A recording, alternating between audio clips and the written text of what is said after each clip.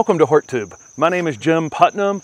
I am super excited today to be back in North Georgia with my friend Dr. Alan Armitage. If you guys have been following the channel for about a year, I put up 2 videos of a tour in his landscape space with Dr. A leading the tour, and those videos are super popular. I'll link them up here in the corner if you haven't had a chance to watch them yet. Can you tell us something about yourself? I don't think we took the time in that video to talk about you. Well, good morning, Jim. Good morning, everybody. I'm Alan Armitage, and I'm just thankful for doing what we do, which is this gardening thing. And Jim has been coming over to take a look at what we're doing here. I've been in North Georgia. We're in Athens here, Zone 7B now, 8A, I guess. But the fact is that I'm originally from Montreal. And coming from Montreal, Canada to Athens, Georgia, that's been quite a change. But it's also been a wonderful change because I've learned about all the fabulous plants we can grow here, and all the fabulous people that also grow here. So, hey, thanks for coming over. We'll have a good time today. Yes, yeah, we definitely will. Another thing, Dr. Armitage has been a giant influence in our entire industry. He's one of the main perennial guy. we'll call him. Many textbooks have been read that Dr. Armitage has written, but you have a new book coming, and it's not gardening. It's not gardening. Well, you're kind of asking. I have done, like you, I do the whole YouTube thing and social media, although I have no idea what I'm doing, Jim, but it's out there somewhere. If you can find it. I don't think I do. You can even follow me if you really wanted. I don't know why you would. But the books, I've done a number of books on, as you say, perennials and vines and annuals and this, that, and the other thing, and some storybooks. And I asked Jim to do this because I'm writing, in fact, it's going to come out in November. It's a book about kids, but not for kids, i.e. it's for parents. And all of us have had, all of us, who have ever raised a child or been a teacher know that kids are story machines and they just have their own stories. And the difference between people out there saying, oh, my kids did all these things, and I simply wrote them down. Right. Yeah. So I have this new book, and I'm just going to show you the cover. And it's called, you'll like it, it's called Tales of Big John and Other Creatures. And it's a story of kids growing up like your kids and everybody else's kids. As I say, I just wrote them down. So nice. I think you'll enjoy it. It's going to come out in mid-November. Right. So well, I can't wait. I can't wait to read it. The illustrations are beautiful. It's a cross between apparently Irma Bombeck and Dr. Seuss. So there we go. There you go, right. But thank you for allowing me to mention it. I think people are really going to love it. Okay. Awesome. I can't wait. I can't wait to read it. So I am here as part of this new series I'm doing with the Favorite Plant series, and again, it's kind of a joke that I have with everybody I'm shooting this video with. It's our favorite plants today, okay? Exactly. And so let's jump into the garden. Okay. Well, Jim, you asked about some of my favorite plants, and my favorite plants in mid-September, I happen to be kneeling beside. I can't get enough of this wonderful bulb. We know it as resurrection lily, naked ladies, surprise lily, hurricane lily. It's got all sorts of common names. I like naked ladies because it just is a cool name, but it just pops out of nowhere. And I mean, there wasn't even a single leaf here. This is why it's called resurrection lily at times, because it's just like it comes from the dead. And it's flowering beautifully now. And there's more, as you can see, in the buds coming up. But another wonderful, wonderful plant in this little mailbox bed, if I might, is our annual Vinca. And there's a ton of those, but this is a new one, relatively new anyway. I think anybody who watches this should be getting this for next spring. This is called a Soiree, S-O-I-R-E-E, the Soiree series of Vinca.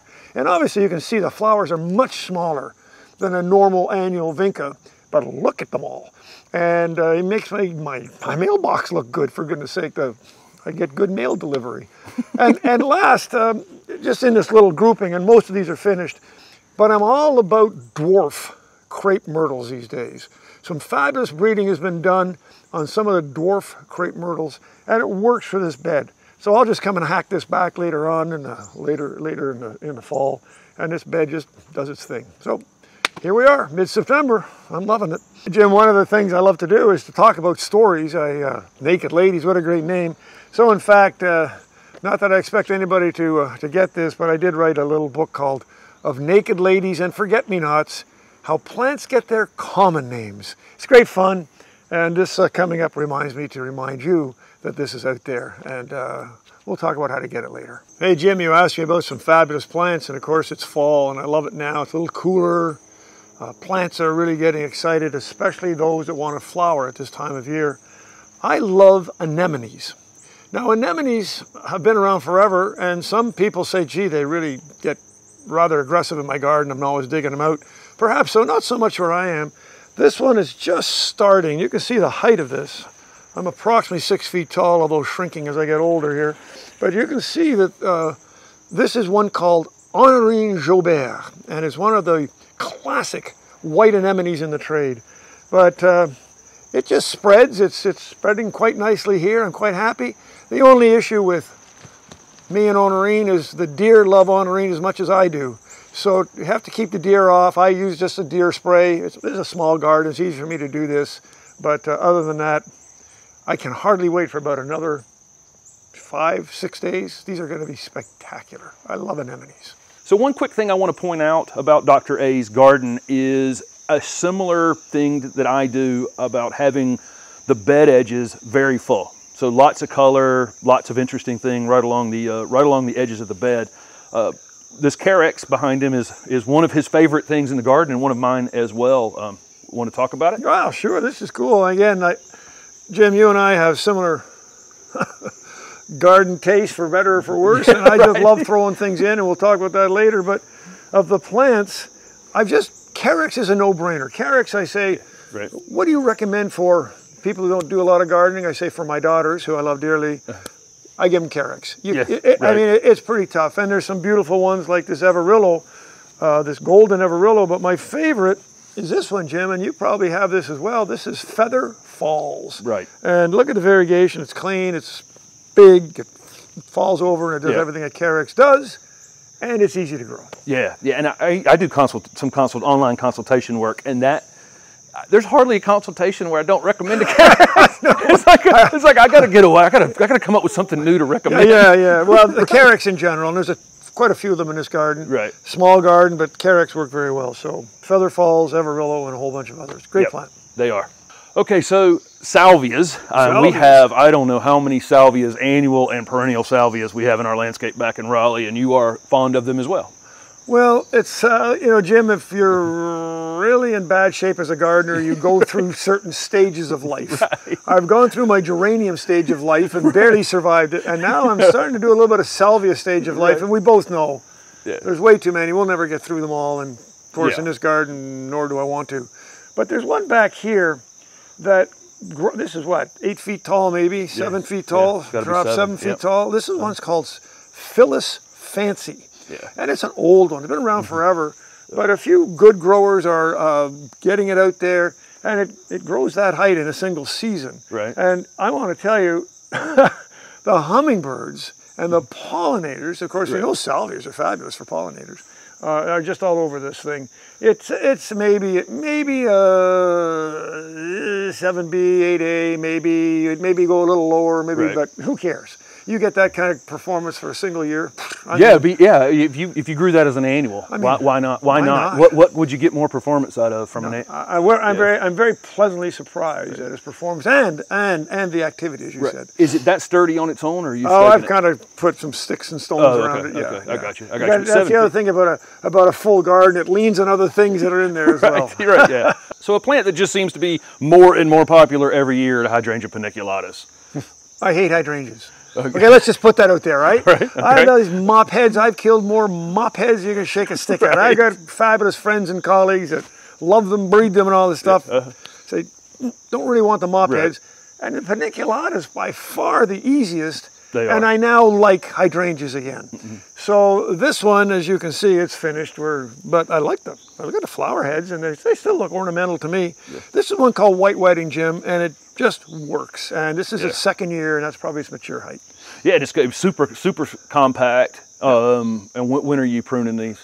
Oh, I'll cut these back. When the flowers finish, I'll cut them back late fall, early winter, and they'll come back. And I cut this back almost to the ground last year. Right. You know, we have the same one in our landscape, and it amazingly some of the heavier rains have not laid it over. The stems are a little bit heavier on it. So it's really embarrassing. I like this one so much, I got 2 or 3 more in the garden. One of the great things about Dr. A's garden here is angles. And it's the same thing that I've tried to do at my house, is stand in a spot and look a direction and create a landscape in that line of sight. And so there's several places here that you can stand and see almost separate landscapes. Your little annual planting and perennial planting around your porch is an example of that. Ah, well, I love what you said.